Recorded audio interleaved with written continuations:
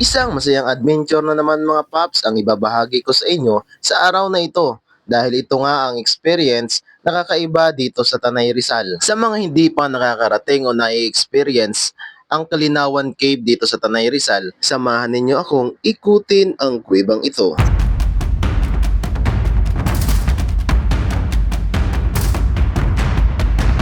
Ang Kalinawan Cave ay isa lamang sa pinagmamalaking tourist spot ng Tanay Rizal.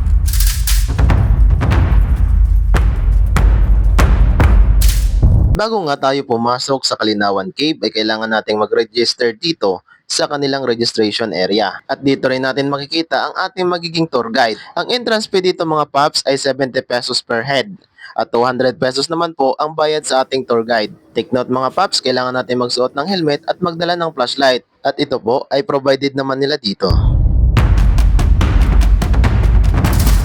So dito yung entrance, ang exit dun sa kabila. Ang thrill ng Kalinawan Cave ay literal lamang na nasa loob ng kuweba dahil ang kuwebang ito ay malapit lamang sa kalsada na kung saan nakaparking ang ating mga sasakyan. Pagpasok ko nga dito mga paps ay namangha agad ako sa laki at lawak ng kuwebang ito.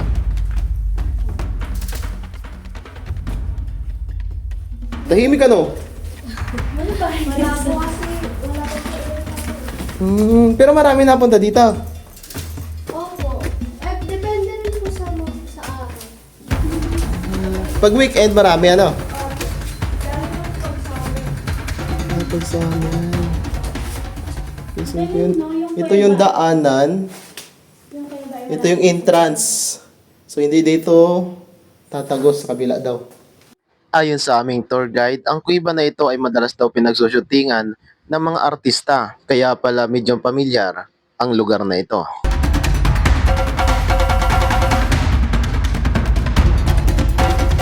Sadyang nakakamangha nga ang taglay na ganda ng Kalinawan Cave. Bukod sa mataas na ceiling at iba't ibang klase ng minerals, ay mayroon pa ito mga historical na kaganapan dito.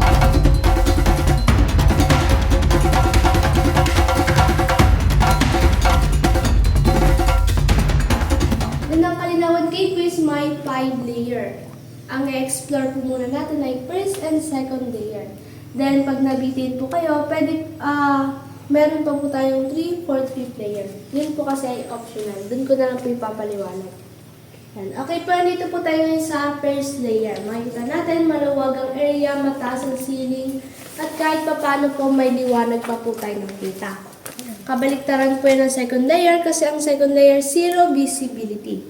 Then, medyo may sikipan na rin po yung dadaan namin. Pero makakatayo pa rin naman po tayo. Habang kami nakakalayo, ay mas lalo akong namamangha dahil napakadami pa nga talagang bagay na hindi ko pa nalalaman na nasa loob ng kuwebang ito.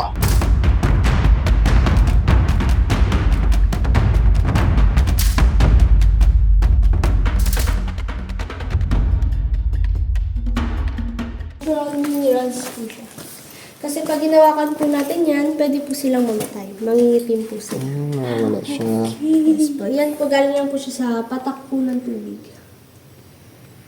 Natural lang siya talaga. Yes po. Ang galing.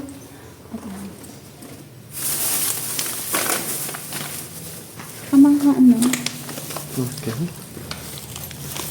Dito po sa first layer, kadalasan pong pinag-shootingan. Marami na po nag-shooting dito. Kaya po na ang produksyon ay pinag-shooting. Ito yung shooting. Pero nasa akin at marami na po iba. Then sa international naman po, si Jackie Chan. Super Fly One Operation. May mga paligid. Meron po. Akala ko, di ba, may... Ayun po. Sa taas po sila. Ang dami nila. Pwede. Pamilya dito yung daan natin na hagdan. Pero nature po talaga yung ibang. Okay. So, walang dala din po yung bato, walang At saka ano nga, may tubig-tubig yung... ginawa. Opo.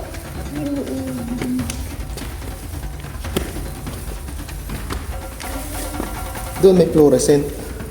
Pag natin po kumain. Nakikita ko ba yun ang video sa video? So, ito po yung Kalinawan Cave. Then, tawag naman po dito is sculpture. Paano po ginagawa? Ito po yung example niyan. Stalactite at stalagmite. Yan. Pag nagsama po yan, column po ang tawag.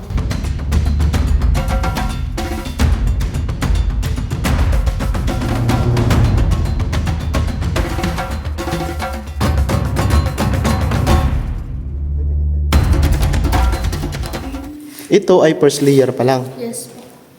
Malawak po ang Kalinawan Cave. Wala tuloy yung flashlight si ate. Ganda oh. Hindi na ma-expect. So ito ay first layer. So dito yung ating pupuntahan. Pababa.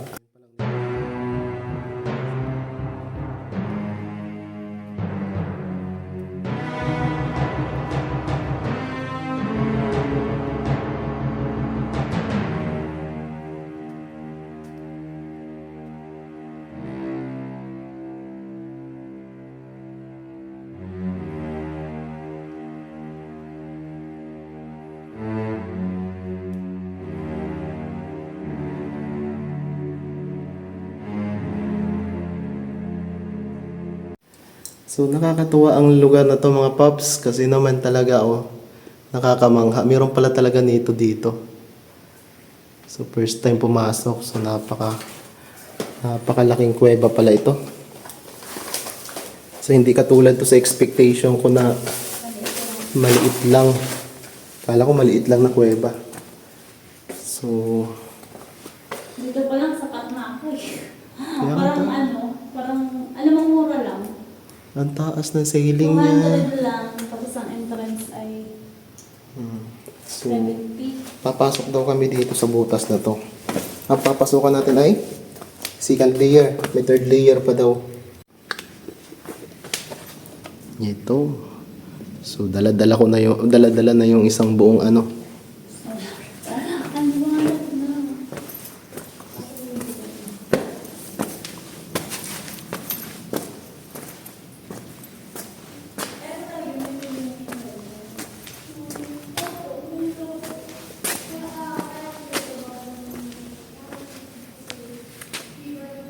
So ito po yung kuweba ng Kalinawan.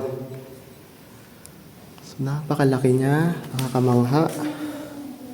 Tsaka talaga naman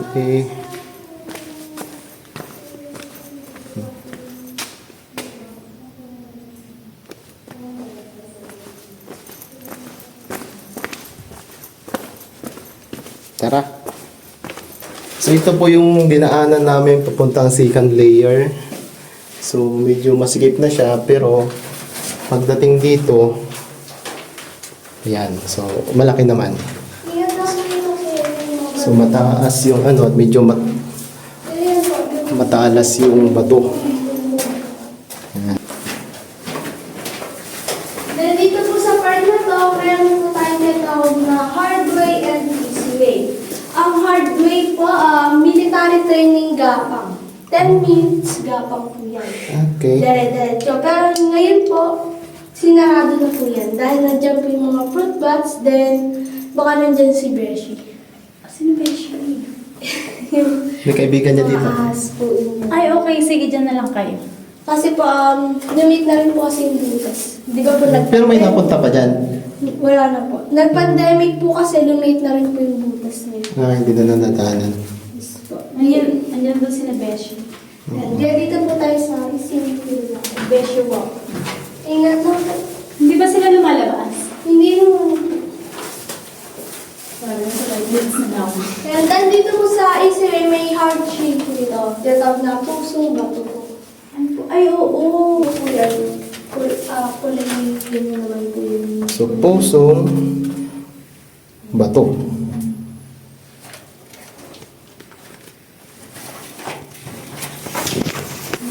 Ingat lang po dito sa Para tayong nasa tunnel, no? Napakaganda naman dito. Nakatuwa. Ang sulit naman ang lakad natin. So, marami siyang butas na pwedeng pasukan. Ito pa, oh, isang dito din. Ingat lang po sa part na to kasi mahaba po yung hindi matutulis. Mama na tayo naka-helmet kami. Oh, Kasi hindi namin bilisan. baka po paglabas niyo, hindi niyo na po alam yung pangalan niyo. Tama siya. Tama. Maganda yun, ah. Siya, girl. Magandang joke yun. Hindi natin kilala yung partner niyo. Sino pa? Sino pa? Hindi kita kilala. Yan. Then dito po sa part na to, meron po kayo mga column na maliliit. Then ito po column na to, hindi na po siya nagtuloy kasi habang nagpo-form po siya, hinawakan po siya sa gitna. Kaya po namatay. Kumbaga sinakal. Ganyan po yung itsura niya pag namatay po. Patay na bato na siya. Hindi na siya pusong bato. Patay na bato na. Gumanda siya ng malakas sa ilaw. Kaya, Yan. Ito po mga nag-vomit po yung mga namatay. Then ito rin po. Mapulo. ulo yun, ah. Hulo yun. Buti na lang Ulo yun, ah. Narinig ko yun, eh. Buti na lang naka-helmet. So, ito yung umahaba at sumasagat sa baba, ano? So, ano nga ang tawag nito? Natural minerals. Natural minerals. Tapos, pag gumaba na siya, ano nang tawag sa kanya? Column. Column. Yes po. Bale, pag nandito po siya sa taas, stalactite po. Stalactite. Pag nasa baba po, stalagmite. Stalagmite. Ito Yan po rin yun. tumataas. Pag ganon. Okay, so... Nakakatuwa. Dito po sa part na to, may tinatawag po tayong Ryuma Way area. Ryuma Way. Yes po. Paborito po ng senior citizen. Oo, rayuma naman yun, eh. Ingat lang po kasi mababa. Tulis ng bato. Ay, maganda. Okay. Uy, walang besyo wap dito, ha? Pag may narinig akong tumagoktok, ulo yun. Kahit anong edad, pwede kasi hindi naman siya delikado talaga. Tsaka mataas naman yung ceiling niya. Ang medyo ingatan lang doon yung mga mauntog-untog sa mga nag-uusling bato. Then, dito po sa part na to, mag-history po ako. Para may alam po kayo sa history background to the Canal Cave. Ready na po ba kayo? Yes! Kasi po Excited. paglabas po natin, may 100 piece po tayo. Okay, Then, sige. pagka daw po bumagsak, papasok ng cave, mag-isa, walang helmet, walang prop. Ay, wag ganun. Po kasama. Ayun. Okay po, una na-discover po ang Kalinahon Cave noong 1572. Pero wala pong nilabas sa pangalan or tinukay kung sino po yung tao na yun.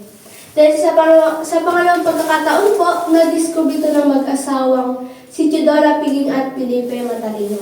Talaga pong napakatalino kasi sa sobrang dami po ng tao, sila po yung nakadiscover ng Kalinahon Cave. Pero tinirahan ito nung dalawang nakadiscover. Hindi po. Kasi panahon po ng guerrilla yun. World War II. Yan. Then ang Kalinahon Cave po is pinagtaguan din po ng mga Hapon. Yan. Ginawa tirahan, ospital, meeting place ang Kalinahon Cave. Then, ang Kalinahon Cave din po, ayon sa history, may 7 layer.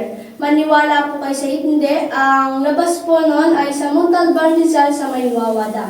Wala Yes yun. po.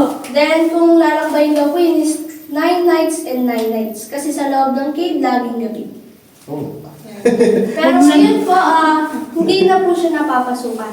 Dahil nung panahon po ng World War, pinasabog po yun ng mga Hapon para hindi po sila masundan sa kabilang lagusan. Tumagal po yung panahon, nagsarado na po siya. Pero kakaiba, no? Talagang nakakamangha. Yun ang dami nagliliparan. Nasa likod niyo. Yan ay walang balin sa sayaw dito. Tawa na po ba kayo? Then, Yes, malinaw na, kalinaw. hindi niyo ba, gusto niyo po ba maranasan yung zero visibility dito sa loob ng Lahat ng mararanasan pwede mong iparanas sa amin. Hindi naman po natin tatagalan yung pagpatay po ng mga flashlight natin. Bakit? Zero visibility. Zero visibility, Para po kumbaga. maranasan niyo po kung gaano katahimik o gaano kadilim po dito sa loob. Walang ilaw, walang ingay. Yes po. Kahit dito walang ingay. Tatayin na na po. Yung kalahati na lang ako. Ay, wag ganun, B. Sige kay, uwi kita. Lilipad ka? Ganyan po ka... Natakot na ako. Tinignan kita baka mamaya. Ganyan po Lumipad ka kadilim po na. dito sa loob ng cave. Pero buo ka pa. Opo, pumunta ako. Meow, meow, meow, meow. So ngayon, di po ba kayo nagtataka bakit tinawag na Kalinawan Cave ang Kalinawan Cave? Eh, nung pinatay natin yung ilaw, madilim. Pwede tawagin kadiliman o Hindi kalabuan. kasi, Dahil nga po historical cave po ito, then dito po nagkaka-agreement o kasundo ng Amerikano at Pilipino. Dito po sila nagkalinawan. Why? dito nagkalinawan Amerikano at Pilipino. So dito nabuo ang kasunduan. Yes po, kaya po tinawag na Kalinawan Dilim. Cave. May pabukas ka. Then, ang Kalinawan naman po, Yan. yung letter C po kasi panahon po ng Castile. Pero yung lugar na to, anong barangay to? Kalinawan. Barangay Hindi. Tandang Putyo. Oh, so hindi siya Sitio kalinawan. Rawang, Barangay Tandang Putyo. Okay.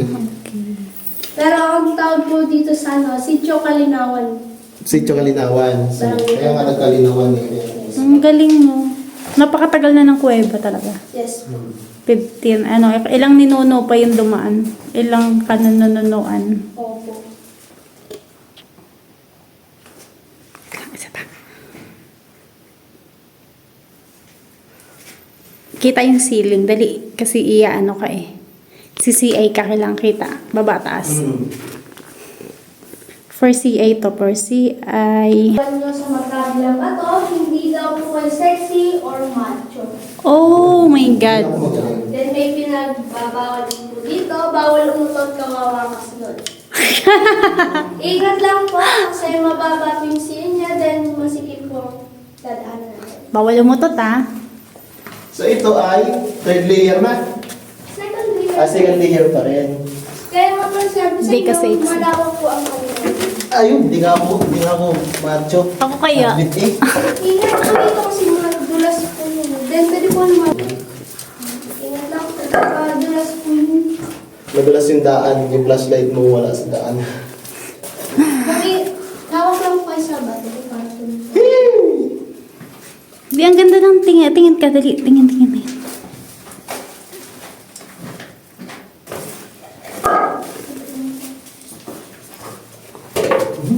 Siya sabi ko na. Buti, may helmet. Buti may helmet. Buti na lang bumalik ka.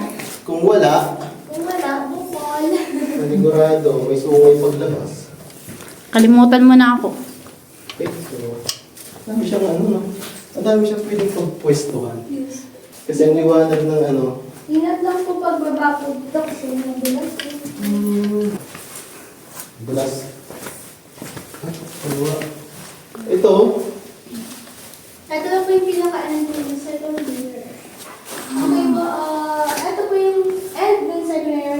Exit na po siya. Then, dito naman po sa part na to, ayan po yung 3, papasok ng 3, 4, 5th layer. ito. Yes po. Okay. So, Ipapaliwanag ko rin po yung posibleng daanan niyo po sa 3, 4, 5th layer. Kaya po tinawag na optional po yan. Yan, dyan po sa 3 layer, madadaanan po natin yung ductwalk. Duckwalk. Yes po, ductwalk po siya. Ganun 3 yung to 4 daan ng ductwalk. step po, pwede nang tumayo. Then sa 4th layer naman po, may tinatawag tayong push up or baby crawl. Dahil.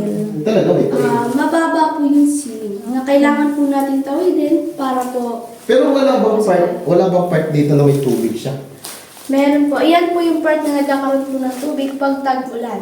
Kagaya po ng umaambon-ambon, pwede po siyang maputik ngayon. Okay. Dito pa lang po makita po natin na Dalas na. yes po. Diyan po posible kung mayroon pong tubig. So, hindi na tayo pupunta dyan. Hindi po kami ang tatanungin kasi syempre po kami po ang tour guide nyo kung saan po yung gusto yung pasukan po na Pero okay na ako, satisfied na ako dito. Ikaw? Ako din naman. para malaman din po nila yung kaya po optional po yung 3, 4 layer yan po ay hindi na po kasama sa binayaran sa taas. Okay. Para magbibigay lang po kayo ng consideration sa inyong tour guide, pero walang fixed price po yun. Okay. Para, Pero yung thrill niya, gaano siya kahirap doon sa dinaanan natin? Simula ng first kasi po layer. ang first layer at second layer po, easy lang po natin nilakad. Yan po, nandiyan po yung thrill. Or yung parang adventure po siya. Pero, Dagdag ano lang po siya. mas, tawag dito, mas mahirap yung thrill niya at mahaba pa yung... Hindi naman po siya sobrang haba. Kasi yung fifth layer po, viewing na lang po siya ng Japanese altar. May Japanese altar pa siya sa baba. Ano naman, hindi naman po yung talagang may altar po. Parang yung dating pinagsasambahan lang po ng mga ano. Pero bato lang din po siya. Kung dadaan tayo doon, saan ang exit niyan? Sa kabila. Pag dito, Dito lang po, akit lang po tayo. tapos, pag Kaya po akyat. yung exit. Okay. Okay po, bago kayo mag-decide or lalabas na po tayo, tingin po muna tayo sa taas. Ganda. Uy. Yan. Abandoned condominium po ng mga footpaths. Hindi marunong magbayad ng renta, kaya pinalayas sila. Ano ba sila nagsialisan? Joke lang po. Kasi po, nadadaanan po ng mga tao. Sila na po yung nag-adjust. Yan, Yes po. binutas talaga nila. Dahil po, acidic din po ang mga footpaths. Yung Ah, mga nahawakan po nila, yan, ay yun yung kakapin nila, no? Kung ano daw po yung pinakamalalim, doon daw po may mas nagtagal ng footpaths. Kasi kinakain na. Hindi yung butas niya. Kinukot-kot nila. Then, may dalawa po tayong kaibigan dito na kanina pa tayong tinitingnan. Mababait po sila. Sigurado pong kilala niyo po sila. Oo, kilala ko. Nararamdaman ko. Yan. Sige po, forward po tayo dito. Huwag po kayo matakot. Si B1 at si B2 din. Si B1 at si B2 lang po yan. Si Bananas and Padjam. Nakasimangot yung isa yung nakataakong. Si B1 daw po parang kandila kasi may media. Si B2 daw po kayo na daw po husga. Akala ko kung sino yung Hindi, nagmamadyag may sa glitter akin. pa eh. Maliit nga lang siya. Yan. Exit na tayo. Apo. Parang ayaw mo pa. Sarap. Sige. Okay na ako dun. Satisfied na ako. Satisfied ako, nagandahan ako. Napaka-ano. Ingat lang po. Okay, so... Ayun, ano din sa baba, oh. Naliwaris to. Dati po kasi dito ako nakakita ng ganong ibon. Na? Ganong ibon po kaso ngayon wala. Sa amin sa ano kasi, yung pugad niya, ginagawa siyang pang ano, Soup. supas. Kaya medyo mahal siya.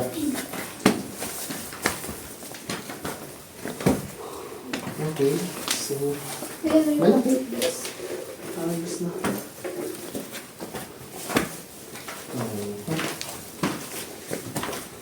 Isang kakaiba at nakakamanghang experience ang naibigay sa amin ng Kalinawan Cave. At kami po ay nagpapasalamat sa aming tour guide dahil napakadami pong naibahagi mong kaalaman sa amin sa aming adventure na ito.